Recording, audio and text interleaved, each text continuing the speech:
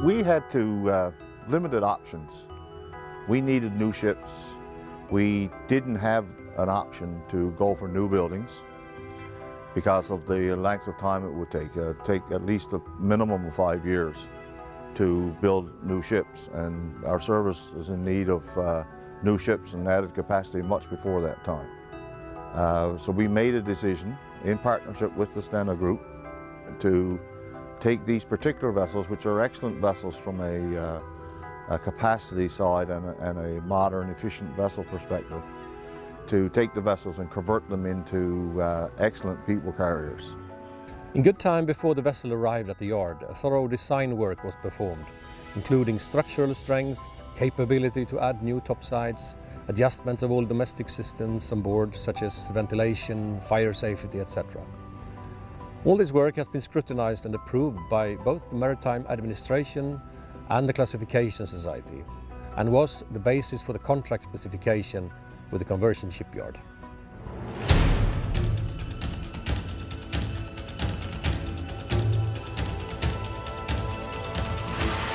Today the first movement of the ship was carried out. This moved the forward section 1 metre forward from the actual section that's to be removed. The deck's been opened up to allow access for the new accommodation, which will be delivered by the floating crane. The first section will position on this side and this side of the ship and create the new deck 7 above us to reach in with the accommodation here. As you can see, the accommodation has been opened up on most decks in preparation for the new accommodation to be added.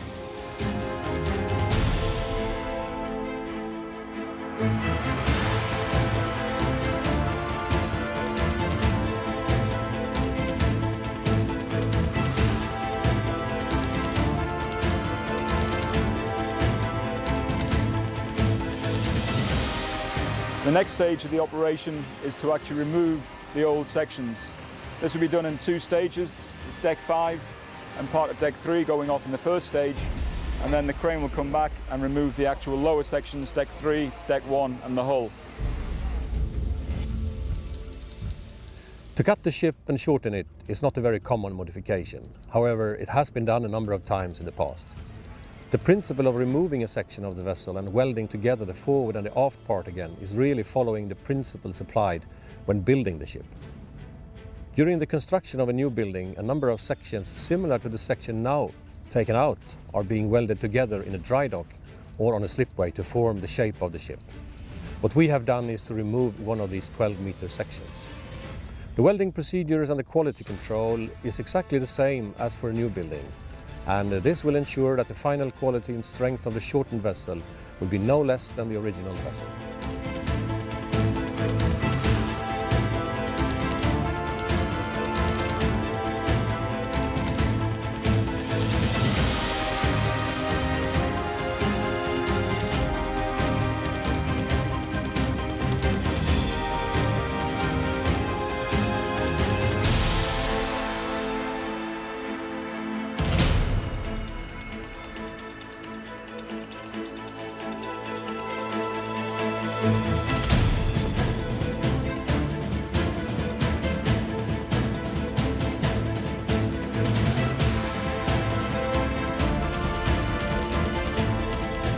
This is the lower section of the ship's hull being removed. This section weighs 300 tons approximately. As you can see, it's coming from the dock bottom and is now level with the original deck 5. The crane behind is a 600-ton crane, which is floating on the other side of the shipyard. At the moment, it is slowly bringing the actual section out, and as they get it free from each part of the ship, carry on moving up until they get clear of the actual dock wall, and then they'll take the block out to sea on the far side. Once the 2 sections are cleared and we then have our 13-meter gap between the forward section and the aft section, then the operation will begin to move the ship back together. The first stage of that operation is to move the ship approximately 13 meters back, leaving around about half a meter gap between the 2 sections. Once the vessel's in that position, then the final checks for alignment and paralleling will be carried out, and the steel prepared for welding. Once we're sure the vessel is parallel and fully prepared, then the final stage of the operation will be to move the vessel back the final half metre and actually bring the vessel to the point where it can be welded.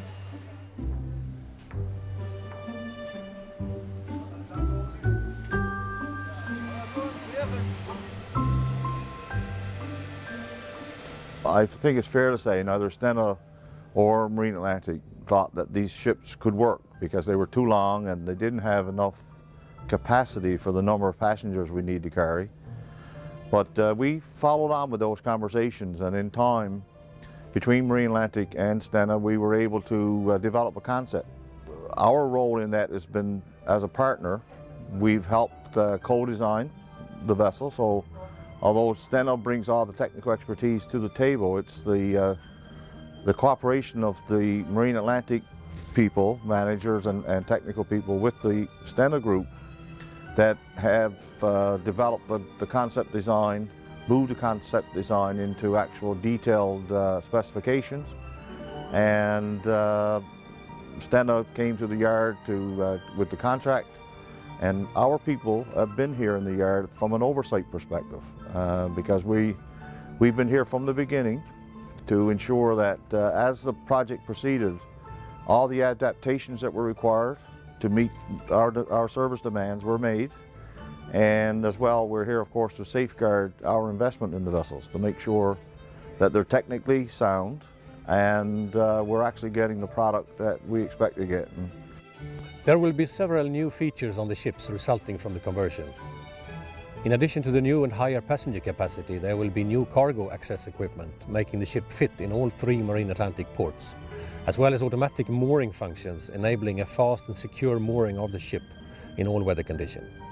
Another important characteristic of the ships is their capability to maneuver safely in and out of the port, and therefore extensive research was carried out in the design phase to enhance the maneuverability of the vessel. This included, among other things, computer simulations in relevant operational ports.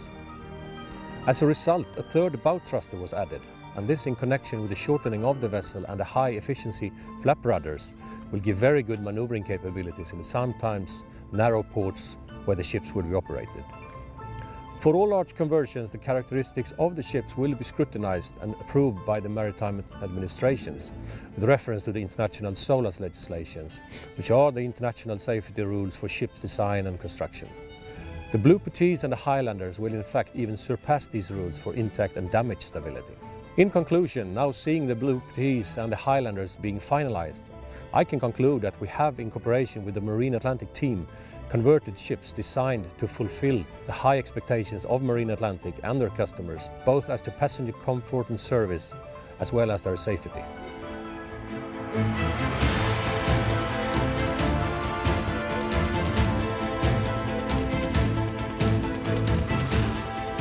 The Atlantic Trader was primarily a freight vessel carrying tractor trailers with a passenger capacity of 300 people. We've taken the vessel and turned it into a people carrier plus a freight carrier, and we've now brought the total passenger capacity, including crew, to a total of 1,000. Taken a vessel and totally reshaped it, reformed it, and everybody agrees that the sister ship sitting across the way there and this ship is entirely 2 different vessels, with the exception of it's the same hull and the same machinery.